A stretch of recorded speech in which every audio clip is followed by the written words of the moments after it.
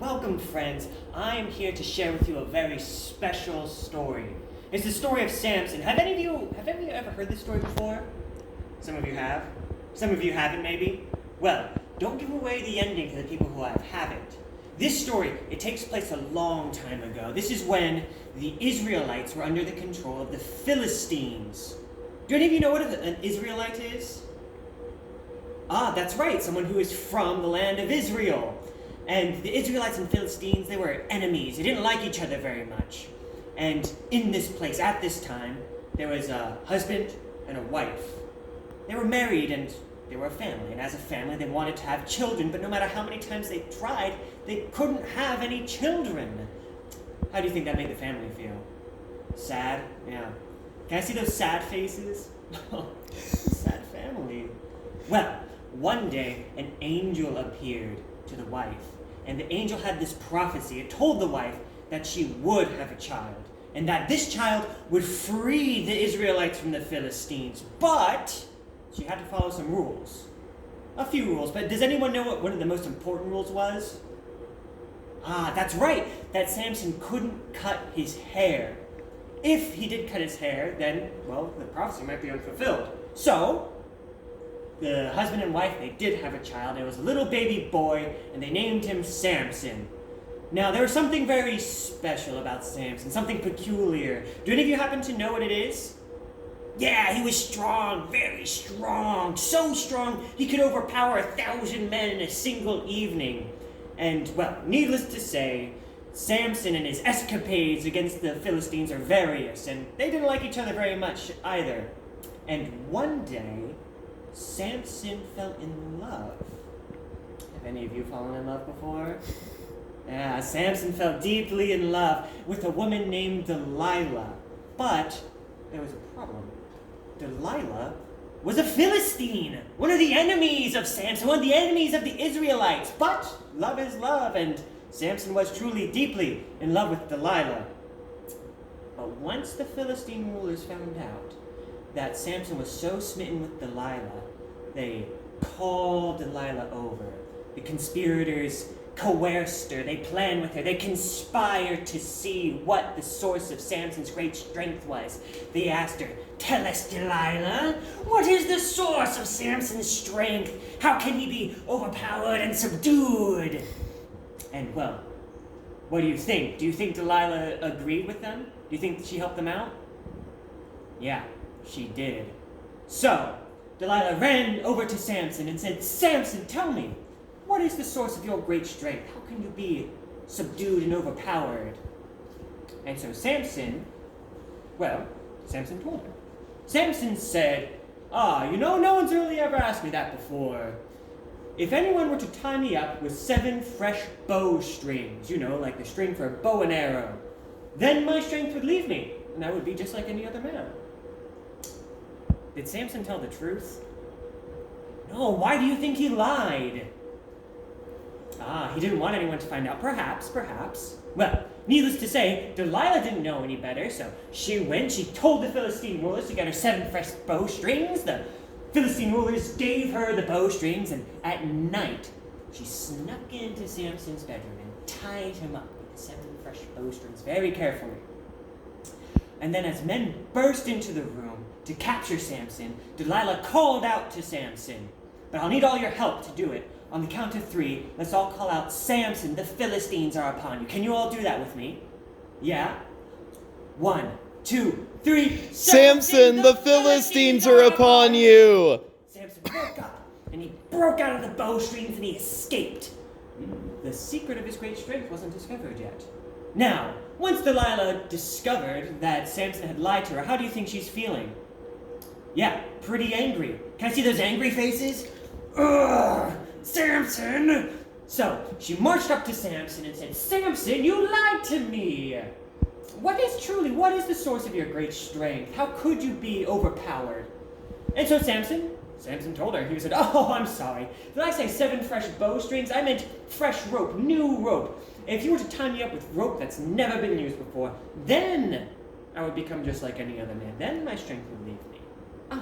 He lied again. He really doesn't want people to know, I suppose. But Delilah didn't know any better, so she scurried off and she told the Philistine conspirators. The Philistine conspirators gave her the fresh rope. And then, once again at night, she went and tied up Samson in the middle of the night.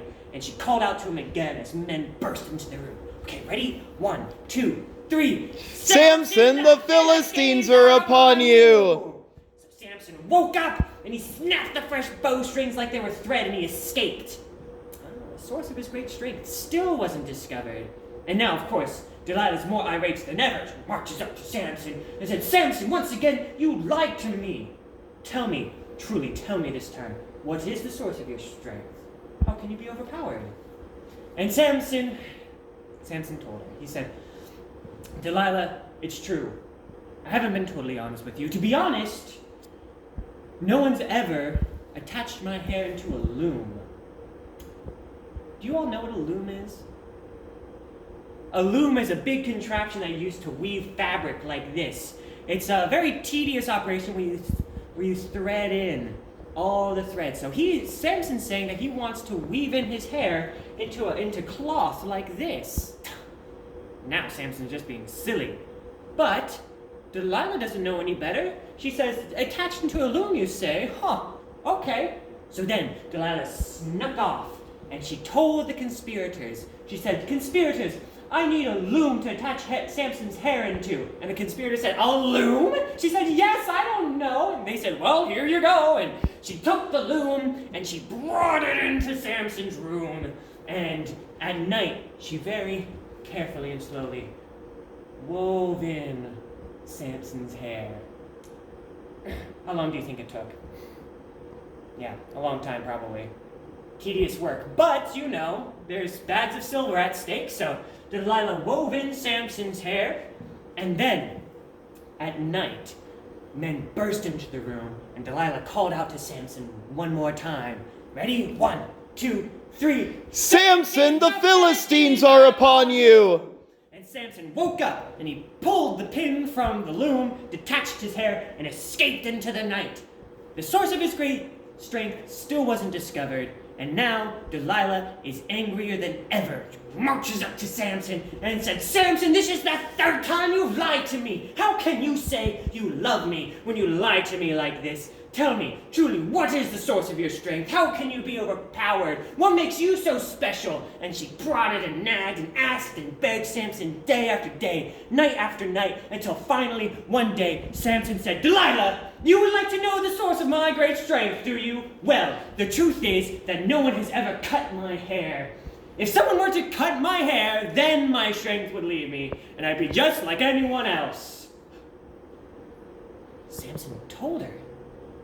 Samson told her the truth. Why do you think he told her the truth this time?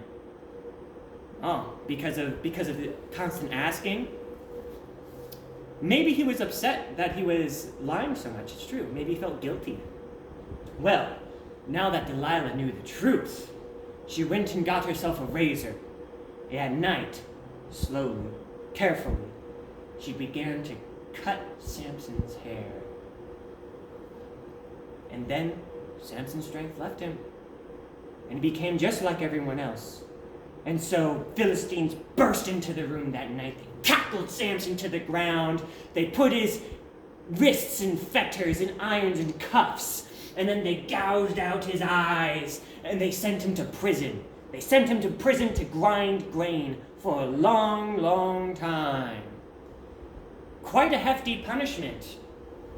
Have any of you ever gotten in trouble before? Yeah?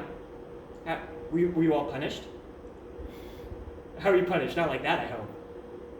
Well, how do you think the Philistines are feeling now that Samson's in jail?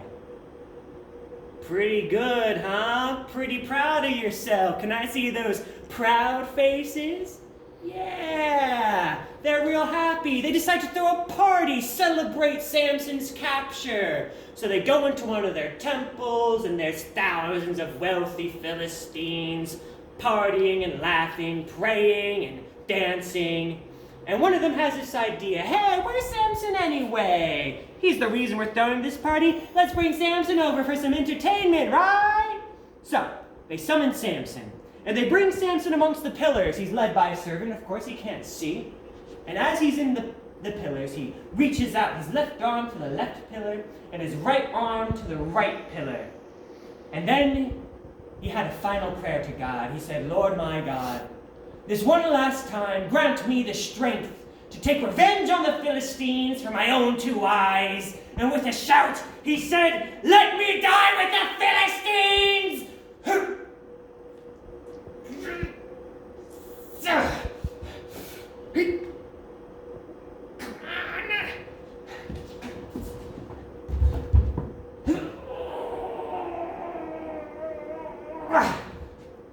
Well, I'm not Samson. Can you help me? You're gonna push these pillars? I can't do it on my own. Here, come on, help. Some of you take this pillar. Wait till I count to 3. Take this pillar. Some of you take this one. Okay, are you all ready? 1, 2, 3. Hurrah! Ha ha! And with that, the temple collapsed. And all of the Philistines and Samson along with it perished. And they say, Samson slew more enemies in death than he ever did in life. But what do you think? What do you think there is to learn from this story? That with God by your side, you can do most things, sure. These are good ideas. Well, I'll tell you what. I've been hearing this story ever since I was a little boy.